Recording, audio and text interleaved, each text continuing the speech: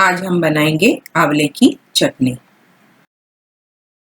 Subscribe कीजिए इसी तरह के और वीडियोस देखने के लिए और नोटिफिकेशन आइकॉन दबाइए ताकि आपको आगे की वीडियो भी मिलते रहे।